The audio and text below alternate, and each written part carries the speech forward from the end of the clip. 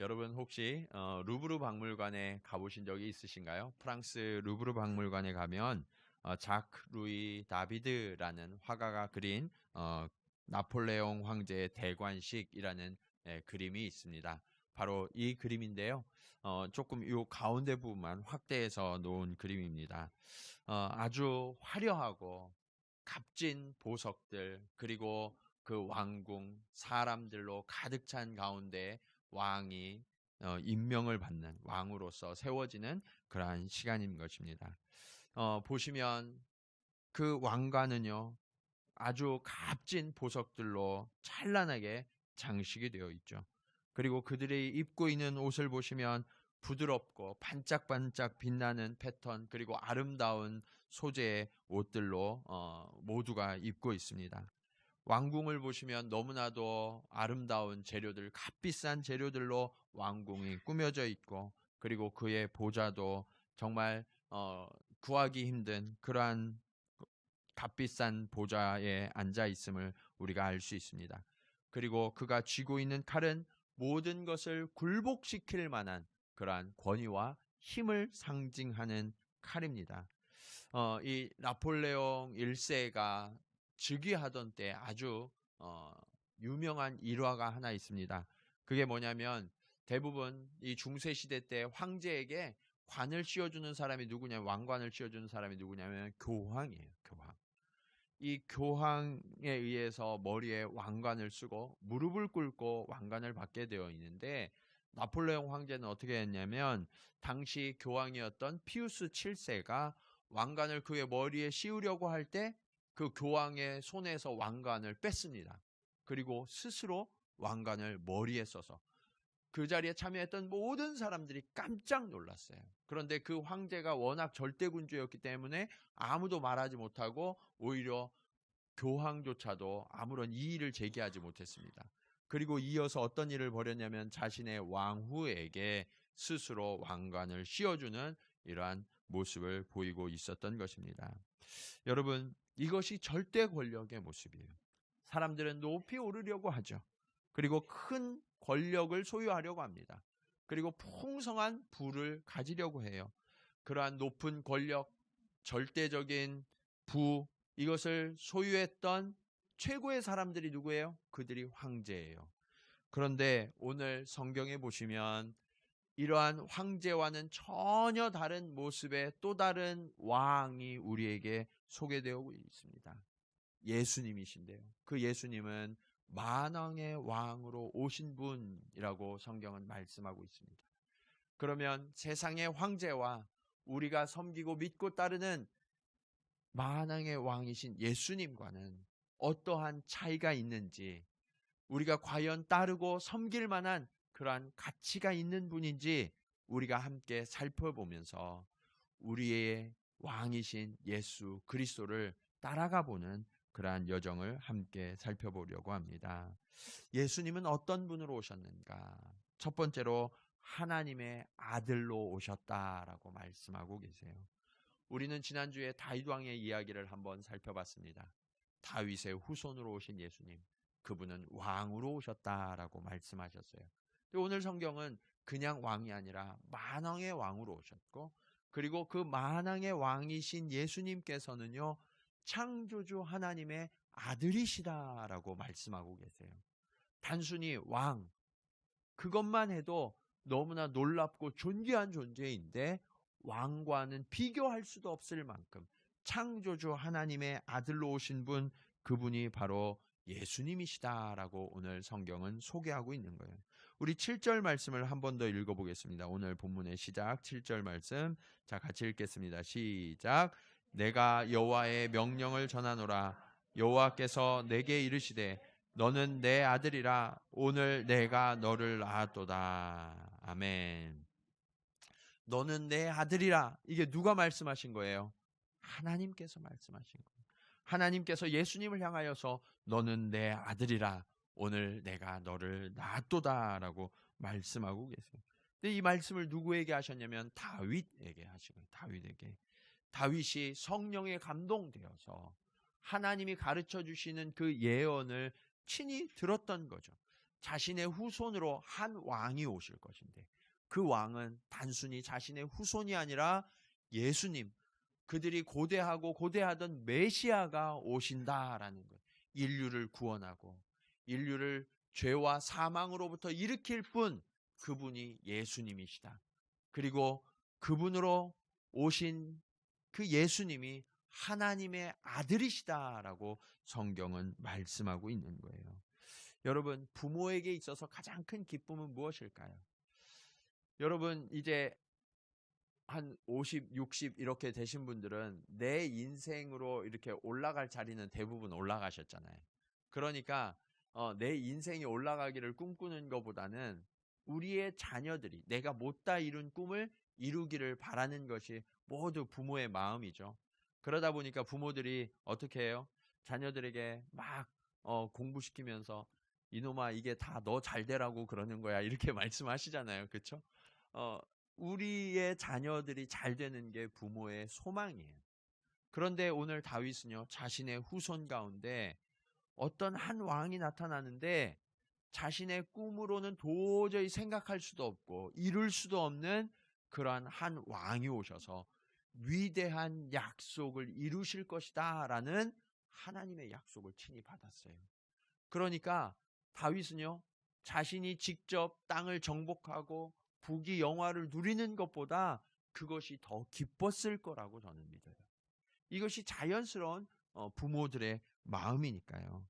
자, 그래서 그 기쁨이 얼마나 컸던지요, 흥분과 감동이 가시지 않은 상태에서 다윗이 명령을 합니다. 어떤 명령을 하냐면 10절 말씀이에요. 10절 말씀 보시면, 그런즉 군왕들아 너희는 지혜를 얻으며 세상의 재판관들아 너희는 교훈을 받을지어다. 여러분, 무슨 말씀이냐면 하나님의 말씀과 하나님의 교훈을 너희는 따르라 라고 명령하고 있는 거죠. 근데 이 하나님의 말씀과 교훈을 따라야 될 대상을 지금 다윗이 뭐라고 이야기하고 있냐면 세상의 군왕과 재판관들이라고 말씀하고 있는 거예요. 여러분, 왕이 되기 위해서는 얼마나 많은 지식과 경험을 쌓아야 할까요? 어려서부터 왕들은 왕제로 교육을 받죠.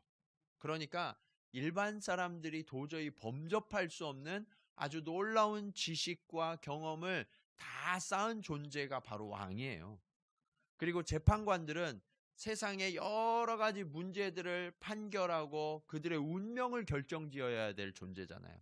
그러니까 얼마나 많은 학식과 지식을 쌓아야만 할까요? 그래서 역설적으로요, 제일 말 안 듣는 사람이 누구냐면 왕이고 재판관이에요. 왕하고 재판관은 다른 사람들의 말을 잘 안 들어요.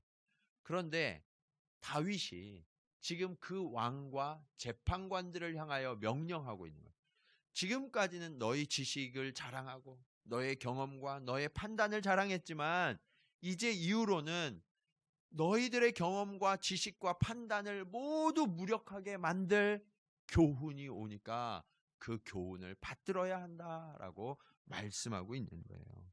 여러분, 이것이요, 다윗의 고백뿐만이 아니라 오늘 저와 여러분에게도 아주 중요한 핵심적인 포인트, 그리스도인들이 반드시 알고 지켜야 될 핵심 포인트가 바로 여기에 있어요. 그게 뭐냐면 예수 그리스도를 구주와 주님으로 영접하면요, 우리에게 구원이 이루어지는 것뿐만 아니라 획기적인 변화가 우리 삶에 일어나야 된다는 거예요.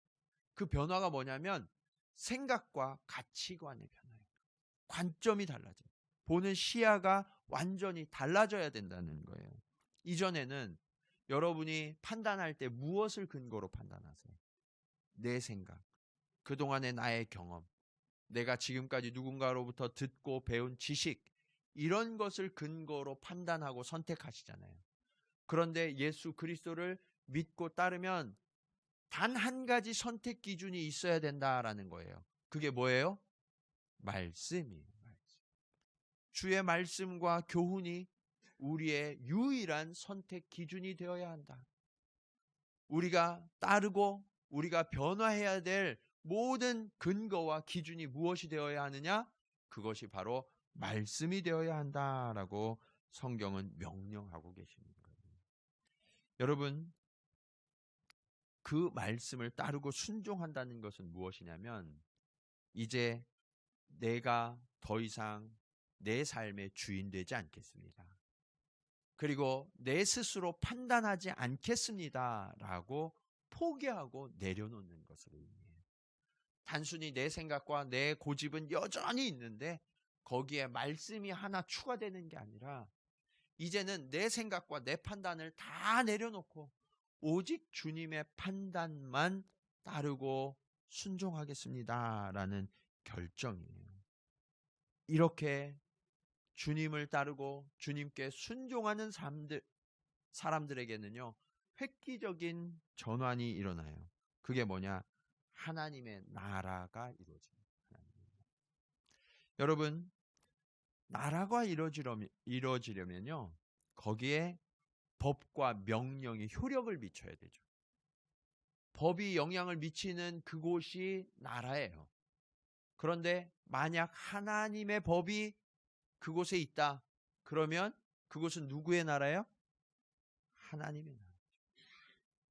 그것이 아니라 나의 법이 그곳에 영향을 지속하고 있다. 그러면 그곳은 누구의 나라예요? 나의 나라예요. 예수님을 믿고 따른다는 것은 주인을 선택하는 거예요. 내가 주인 될 것인가? 하나님이 주인 될 것인가? 그래서 예수님을 주인으로 믿고 따르기로 결단한 사람들은요, 이제 나의 판단과 생각을 내려놓기 시작해요. 그리고 그곳에 하나님의 생각을, 하나님의 뜻을 자꾸 채워가죠. 그런데 문제는 많은 교인들이 이 결정과 선택 앞에서 여전히 나의 유익, 그리고 어떤 것이 나에게 훗날 도움이 될 건가, 그것을 기준으로 선택을 하고 있다는 거예요. 그렇게 바라보다 보니까 하나님의 말씀은 여러 선택 기준 중에 하나에 불과하고 더 많은 기준들이 나의 선택을 좌우하는 경우가 여전히 많더라라는 거죠. 이것이 오늘날 많은 그리스도인들의 문제점이에요. 여러분, 우리가 이익을 따라서 살아간다고 그러면 믿는 사람이나 믿지 않는 사람이나 무엇이 다를까? 세상 사람들은 우리를 통하여서 자신과 우리가 무엇이 다르다고 판단할까요? 죽어서 천국 가는 영생이요? 물론 그것은 아주 중요한 거예요. 그렇지만 여러분, 그것보다 더 중요한 게 있어요. 그게 뭐냐면 영생은요, 죽어서 누리는 그때 시작하는 게 아니라 지금 이 순간에 이미 시작해야 된다는 거예요. 하나님께서는 저와 여러분을 통치하셔서 그 하나님의 나라를 지금부터 살아가도록 우리를 촉구하고 계십니다. 여러분 어떠세요? 여러분이 지금 살아가고 있는 삶의 현장이 천국 같으세요? 네. 여러분은 천국을 살아가고 계세요? 만약 그렇지 못하다면 지금 나의 기준이 무언가 잘못되어 있는 거예요. 내가 하나님을 따르고 하나님을 선택하기보다 여전히 나의 고집과 나의 생각, 나의 욕망을 따르고 있기 때문에 그곳이 천국으로 변화되지 않는 거예요. 다윗은 가장 지혜로운 자들이라고 하는 세상의 군왕들과 재판관들을 향하여서 너희는 교훈을 받을지어다, 그렇게 외친 이유가 바로 거기에 있어요. 이미 하나님의 나라가 시작되었다는 거예요. 우리가 그 교훈을 받을 때, 그 뜻을 따를 때 우리의 환경, 우리의 상황과는 전혀 상관없이 하나님의 나라가 이루어짐을 믿으시기 바랍니다. 그래서 우리는 그 나라를 살아가는 자가 되어야 되는 거예요. 그러면 그 만왕의 왕으로 오신 예수님, 그 천국을 살아가게 하시는 그 예수님은 어떤 분이신가요? 두 번째로 예수님은 땅끝까지 소유하신 왕이라고 말씀하고 계세요. 예수님이 천국을 살아가게 하시는데 그 천국이 그냥 아주 사소한 것 하나만 나누시는 것이 아니라 오늘 말씀은 분명히 땅끝까지 소유하신 왕이시다라고 말씀하고 계시죠. 그 이야기는 무엇을 말씀하시냐면 예수님이 분명 유대인들만의 왕으로 오신 분이 아니라는 거예요. 예수님은요, 한 시대, 한 민족을 위하여 오신 분이 아니라 모든 인류, 과거로부터 미래에 태어날 모든 이 땅을 살아가는 사람들을 위하여 오신 예수님임을 믿으시기 바랍니다. 예수님은 그렇게 오신 거예요. 그러면서 오늘 말씀해 보면 이렇게 말씀하시죠. 오늘 내가 너를 낳았도다. 7절 하반절. 오늘 내가 너를 낳았도다. 그런데 이 오늘은 아주 특별한 날이에요. 그게 뭐냐? 어느 특정한 날을 가리키는 오늘을 말씀하는 것이 아니라 하나님의 시간이에요. 하나님의 시간. 하나님의 시간은 어떤 시간이냐? 항상 현재, 항상 현재. 그래서 그 현재의 시간, 지금 우리가 맞닥뜨리는 그 시간이 영원한 오늘이 되게 하시겠다라는 약속이에요. 그래서 우리는요, 과거를 살아가는 사람이 아니에요. 미래를 살아가는 사람이 아니에요. 오늘을 살아가는 사람이 되어야 돼요. 그리고 오늘 이 시간 예수 그리스도를 만나야 돼요. 하나님이 지금 약속하시는 거예요. 오늘 내가 너를 낳았도다. 그 얘기는 예수 그리스도를 오늘 너에게 준다라는 말씀이에요. 예수님이 오시기 훨씬 전에 지금 다윗은 이 소식을 지금 듣고 있잖아요. 오늘 내가 너를 낳았도다. 그 오늘은 예수님이 오실 오늘과 일치하지 않아요. 그러나 하나님은 분명하게 오늘이라고 말씀하시죠. 그렇게 하나님은 오늘 우리가 주님을 만나기를 원하세요. 그리고 그 은혜를 영원히 부어주시겠다라고 약속하고 계시죠. 뿐만 아니라 8절 말씀은 우리를 다스리시는 왕 예수 그리스도의 나라가 어디까지인지를 분명히 보여주시죠. 내게 구하라. 내가 이방 나라를 내 유업으로 주리니 내 소유가 어디까지 이르리로다? 땅끝까지 이르리로다. 주님의 소유는요, 이방 나라, 주님을 고백하지 않았던, 하나님을 고백하지 않았던, 유대인이 아니었던 이방 나라들까지 이어지고, 그 이어짐이 어디까지 이어지냐면 땅끝까지 다 주의 소유가 될 것이다 라고 말씀하고 계세요. 실제 역사를 보면요, 다윗의 나라는 그렇게 크지 않았어요. 최대로 넓었던 나라가 솔로몬의 나라였죠. 유대 이스라엘의 역사 중에 그 땅을 보면 지중해 연안부터 그리고 아래쪽으로는 애굽, 이집트까지, 그리고 북쪽으로는 유프라데스 강까지 넓은 영토를 차지하고 있었어요. 그러나 그 영토가 땅끝까지일까요? 절대로 땅끝까지일 수는 없어요. 그냥 고대 근동의 수많은 강자 중에 한 나라였을 뿐이에요. 인류의 역사를 통틀어 보면 가장 넓은 나라가 어느 나라였느냐? 학자들마다 기준이 조금 달라서 이게 1, 2위가 자꾸 뒤바뀌어요. 1위는 어디냐면 대영제국이에요. 대영제국. 그래서 해상의 곳곳을 다 다니면서 수많은 나라들을 지배했죠. 그런데 아주 넓었는데 그렇게 영향력이 미치는 나라가 넓었지만 실제로 나라라는 이름을 가진 그 나라로 따지면 영국보다, 대영제국보다 더 컸던 나라가 어디냐면 몽골 제국이에요. 몽골 제국. 그래서 몽골 제국은 실제로 유효하게 나라라는 개념 속에서 다스리는 영토가 가장 넓었던 나라예요. 그런데 여러분, 그런 대영제국이나 몽골 제국을 보아도 그 나라가 땅끝까지 이르렀나요? 땅끝을 다 정복하지는 못했어요. 그러면 하나님이 약속하신 땅끝까지 내 소유가 이르리라 라고 말씀하신 그 나라는 어떤 나라일까요? 요한복음 18장에 예수님께서 빌라도에게 잡혀 재판받으실 때 이렇게 대답하세요. 내 나라는 이 세상에 속한 것이 아니니라. 하나님의 나라는요, 이 세상에 속한 것이 아니라고 말씀하시는 거예요. 그리고 그것을 좀 더 구체적이고 명확하게 보여주시는 말씀이 예수님이 죽으시고 부활하셨다가 승천하시면서 제자들에게 주신 명령이에요. 땅끝까지 이르러 내 증인이 되리라. 여기에 예수님의 나라의 개념이 담겨 있어요. 예수님의 나라는 이 세상에 속한 것이 아닌데 어떻게 해서 이루어지는 나라인가? 복음을 통하여, 하나님의 말씀을 통하여 이루어지는 나라다라고 말씀하고 계세요. 그래서 여러분, 하나님의 나라는요, 영토의 개념이 아니라 통치의 개념이에요. 다스리심의 개념. 저와 여러분이 예수님을 믿는 제자잖아요. 제자임을 믿으십니까? 우리는 예수님의 제자예요. 그러면 예수님의 말씀을 듣고 그 예수님의 말씀을 따라서 살아가는 사람들의 삶의 모든 자리가 하나님의 나라가 되는 거예요. 하나님은 그렇게 세상 곳곳마다 하나님의 나라를 지금도 확장시켜 가고 계시죠. 그래서 하나님께서는요, 저와 여러분을 통하여서 지금도 하나님의 나라를 이루어가고 계시는 거예요. 우리는 이전에 어둠이었어요.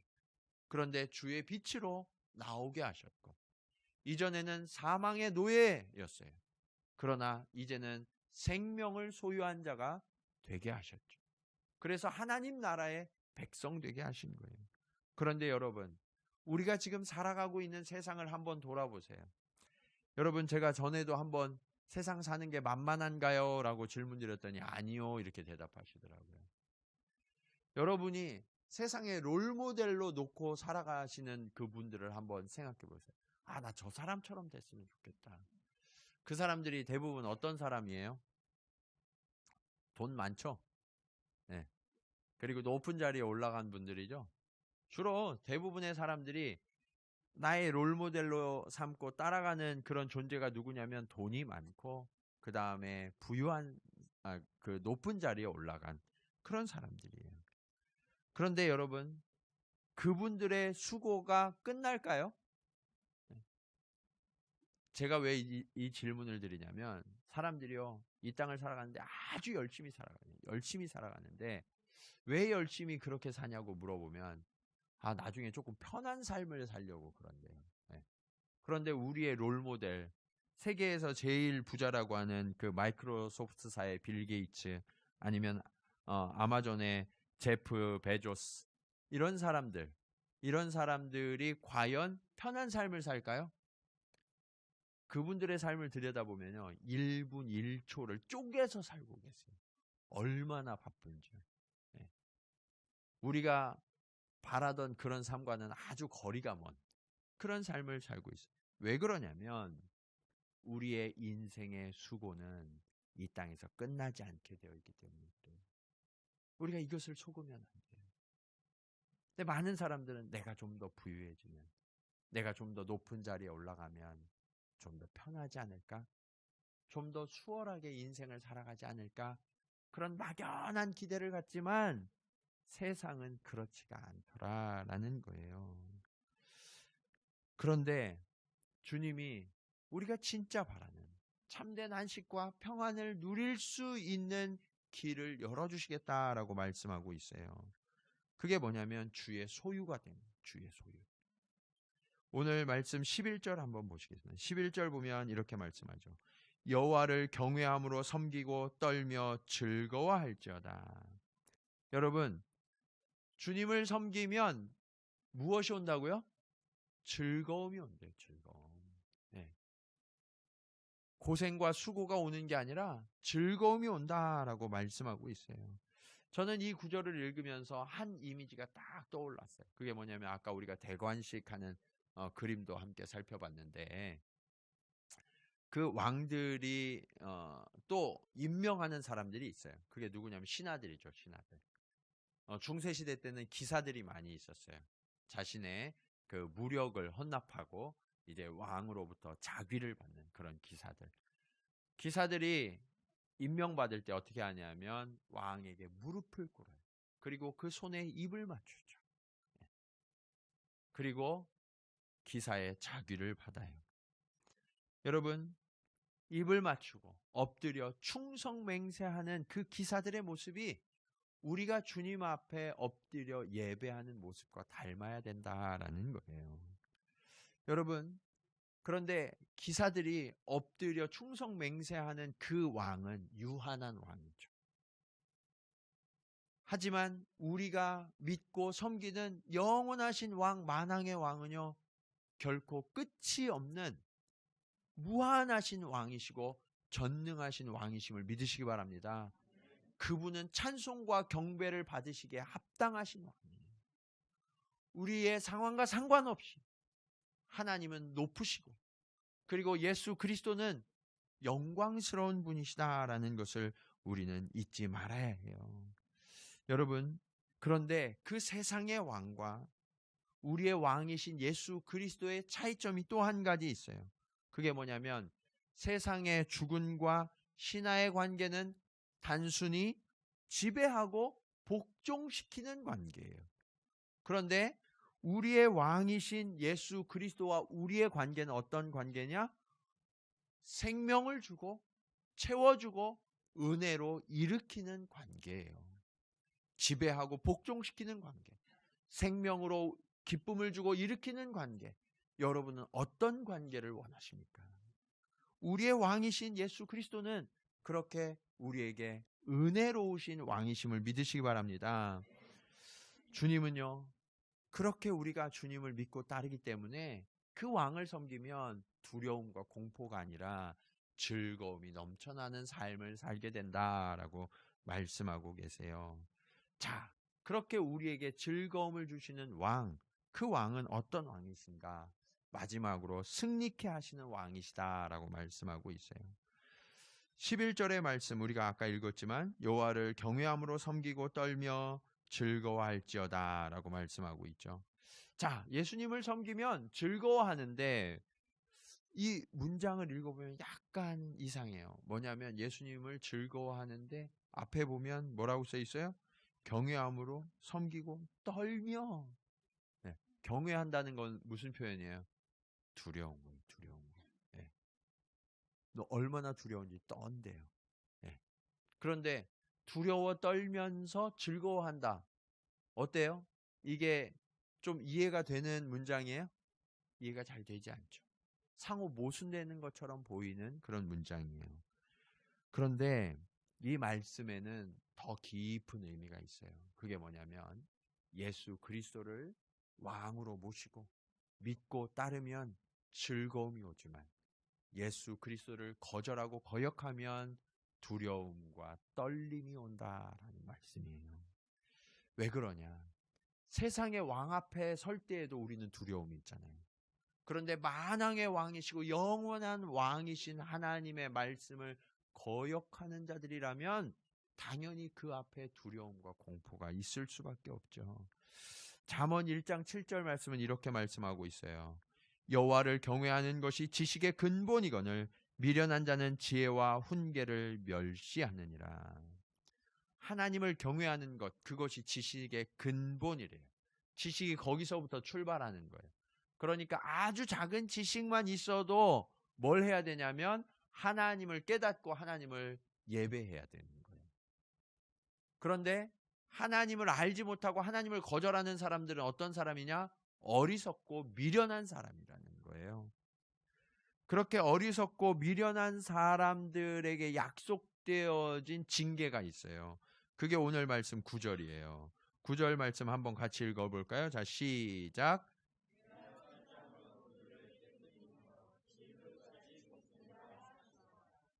여러분, 하나님을 거절하고 거역하면요, 괜찮은 게 아니라 어떻게 되냐면 깨뜨려지고 부서진다라고 말씀하고 있어요. 얼마나 무서운 말씀이에요. 근데 이 말씀을 드리면 이렇게 반박하시는 분들이 가끔 계세요. 믿는 분들 중에. 목사님, 저는요, 사실은 제가 거역하고 거절하려고 그러는 게 아니라 지금 상황이 안 돼서 지금 잠깐 아무것도 못하고 있는 거예요. 이해하시죠? 이렇게. 네. 여러분이 하나님이시라면 이 말씀이 이해가 될까요? 네. 왜 그러냐면 하나님이 전능하시고 무한하시잖아요. 하나님이 전능하시고 무한하시면 하나님께서 모든 것을 책임져 주시는 하나님이시잖아요. 내 상황과 내 형편이 문제가 아니라 내 상황과 형편이 지금보다 더 어려워도요, 하나님께서 그것을 넉넉히 책임지시고 변화시켜 주실 분이시라는 거예요. 그러니까 우리는 무엇을 하면 되냐면 하나님 앞에 순종하고 복종하기만 하면 돼요. 충성하기만 하면 돼요. 그러면 하나님께서 그 충성을 보시고 믿음을 보시고 우리의 환경과 상황도 바꾸어 주시는 전능하신 하나님이심을 믿으시기 바랍니다. 그런데 많은 신앙인들이 여기서 넘어져요. 목사님, 그러면 하나님이 먼저 나를 좀 이렇게 상황을 좀 바꿔주시고 내 형편을 좀 이렇게 순탄하게 바꿔주시면 제가 그때 이렇게 일어나서 따르겠습니다. 근데요, 하나님은 뭐라고 말씀하시냐면 믿음은 그런 게 아니라는 거예요. 믿음은 보이지 않는 것들의 증거래잖아요. 그렇죠? 그러니까 아직 우리 손에 잡히지 않고 눈에 보이지 않는 것, 그것을 믿음으로 받은 것처럼 믿고 순종하고 따라가면 하나님이 그 모든 것들을 이미 예비해 놓으셨기 때문에 우리에게 보여주시고 이루어 주실 줄로 믿으시기 바랍니다. 이게 하나님의 방식이에요. 하나님의 방식과 나의 방식을 두고 대치하지 마세요. 이것이 신앙인들이 축복을 누리지 못하는 가장 큰 원인이에요. 하나님을 믿고 따르는 것은 나의 가치관을 내려놓는 것이라고 말씀드렸죠. 주님의 뜻을 따르고 복종하는 거라고 말씀드렸어요. 그러면 이제는 내 헤아림으로 헤아리려고 하지 마세요.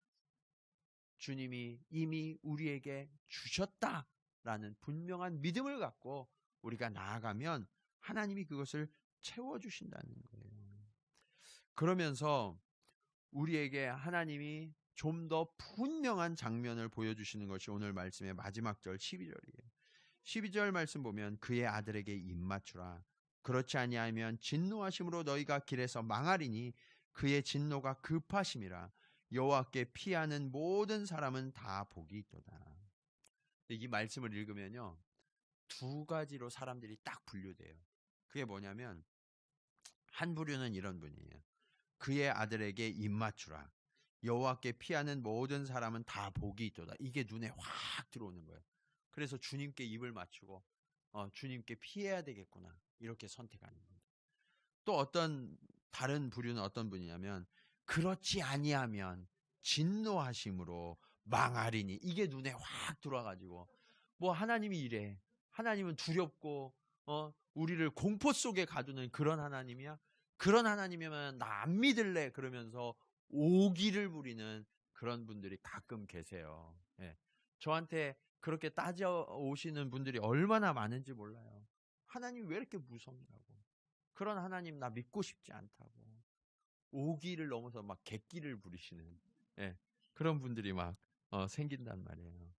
근데 여러분, 말씀을 분명하게 들으세요. 하나님이 이 말씀을 하신 이유가 뭐예요? 여호와께 피하라는 거예요. 진노를 피하라는 거예요. 심판은 이미 명령되어져 있어요. 이미 놓여져 있어요. 그런데 그 진노를 피하도록 예수 그리스도를 우리에게 보내어 주셨고, 여호와께 피하는 자는 어떻게 되리라고요? 다 복이 있도다. 모든 사람. 예외가 있어요, 없어요? 예외가 없어요. 예수님을 만나고 예수님께 피하기만 하면 누구든지 복을 누리리라 라고 말씀하고 계세요. 주님 안에 거하면 복을 받게 된다라고 약속하고 계시는 거예요. 주님이 이 땅에 오신 이유가 바로 이거예요. 예수님이 이 땅 가운데 왜 오셨느냐? 죄와 저주 속에 죽을 수밖에 없는 우리를 하나님의 사랑으로 우리를 구원해 주시고 하나님의 천국의 축복을 누리게 하시고자 이 땅 가운데 인간의 몸을 입고 내려오신 분, 그분이 바로 예수님이시다라는 거예요. 저는 서론에서 나폴레옹의 대관식 장면으로 오늘 말씀을 시작했어요. 우리의 왕이신 예수님, 그분과 나폴레옹의 모습을 한번 비교해 보면서 오늘 말씀의 결론을 내리려고 해요. 우리를 구원하시는 그 승리의 왕은요, 어떻게 승리하셨는가? 나폴레옹은 화려하고 값진 보석들로 장식된 왕관을 그 머리에 썼어요. 그러나 예수님이 쓰신 관은 가시로 뒤덮여 머리를 찌르는 관이셨습니다. 왕들이 입는 옷은 부드럽고 반짝반짝 빛나는 값비싼 옷이에요. 그러나 예수님이 입으셨던 옷은 세마포 달랑 한 장 입으셨다가 그것도 벗겨지고 찢겨져 나뉘어 제비 뽑히셨습니다. 왕들이 오르는 보좌는 값비싼 보석과 상아로 제작된 그러한 보좌예요. 모든 사람들이 오르려고 하는 보좌죠. 그러나 예수님께서 오르신 곳은 아무도 오르려고 하지 않았던 저주의 십자가이셨어요. 왕들이 들고 있는 칼과 홀은 지배하고 굴복시키는 힘이에요. 그러나 예수님은 십자가에서 죽으시고 부활하셔서 살리시고 우리에게 생명을 주시고 영원한 은혜와 축복을 부어주신다라고 약속하고 있어요. 세상의 군왕들이 주는 선물과 예수님이 주시는 그 선물은 차원이 달라요. 그리고 예수님의 그 놀라운 십자가의 방법으로 저와 여러분을 승리케 하시겠다라고 약속하셨고 그 승리가 이미 이루어졌음을 믿으시기 바랍니다. 여러분, 이제 우리는 그 예수님의 십자가를 대가로 승리를 얻은 자들이에요. 그리고 예수 그리스도의 보혈로 말미암아 우리의 승리는 결단코 빼앗기지 않으리라라고 주님 약속해 주셨어요. 다윗에게 주셨던 이 기쁨의 약속, 우리를 구원하시러 오신 그 예수 그리스도, 그분이 만왕의 왕으로 오셨어요. 우리의 가치관과 우리의 생각과 우리의 행동과 모든 것을 바꾸라고 명령하고 계십니다. 여러분, 우리가 예수 그리스도를 믿고 따른다는 것은 이전의 생각, 이전의 모든 습관들을 버리고 주님을 전적으로 따르기로 결단하는 것. 그 주님께 입을 맞추고 그 주님을 섬김으로 말미암아 세상의 방식이 아니라 예수 그리스도의 방식을 따라 날마다 승리하고 하나님의 생명을 얻는 저와 여러분이 되시기를 주님의 이름으로 간절히 축원합니다. 기도하시겠습니다.